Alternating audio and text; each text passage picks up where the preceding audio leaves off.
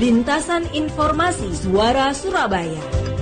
Rancangan Kitab Undang-Undang Hukum Pidana (RKUHP) merupakan suatu upaya pemerintah dalam melakukan pembaharuan atau restrukturisasi keseluruhan sistem hukum pidana yang terdapat dalam KUHP lama atau Wetboek van Strafrecht yang disingkat WVS, peninggalan zaman kolonial Belanda.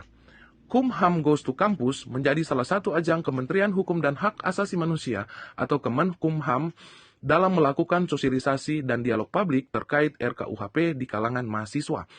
Universitas Udayana Bali merupakan lokasi terakhir program Kumham Goes to Campus yang bertujuan untuk berdialog dengan mahasiswa dan anak muda. Edi Hiarits mengaku bahwa mendapat masukan dari para mahasiswa Universitas Udayana, termasuk masukan secara tertulis yang akan menjadi bahan pertimbangan dalam rapat pembahasan terkait RKUHP di DPR RI. Wakil Menteri Hukum dan Hak Asasi Manusia Wamenkumham, Edward Omar Syarif Hiarits menegaskan terdapat 3 alasan utama mengapa RKUHP penting dan mendesak untuk segera disahkan.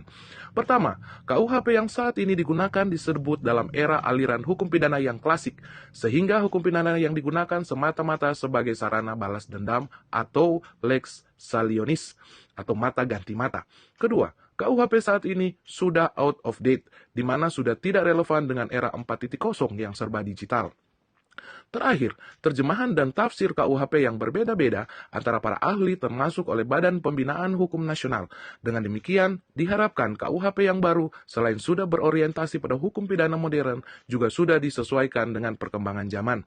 Pengamat birokrasi yang juga menjabat sebagai Direktur Eksekutif Indonesian Bureaucracy and Service Watch (IBSW), Nova Andika berharap pemerintah terus melakukan dialog publik dan sosialisasi untuk menyerap aspirasi masyarakat terhadap RKUHP.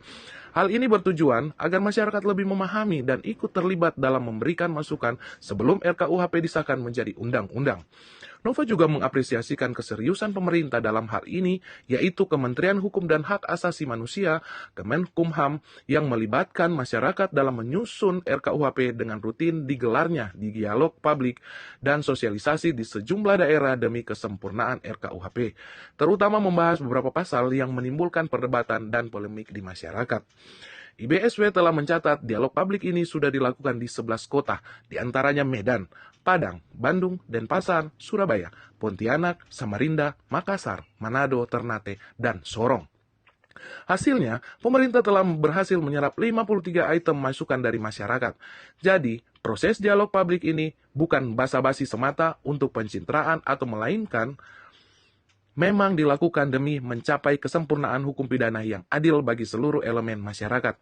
Agenda dialog publik ini juga dilakukan dalam rangka melaksanakan arahan Presiden Joko Widodo yang meminta jajaran Kemenkumham untuk menyerap dan mengakomodasi aspirasi masyarakat dengan kembali melakukan sosialisasi.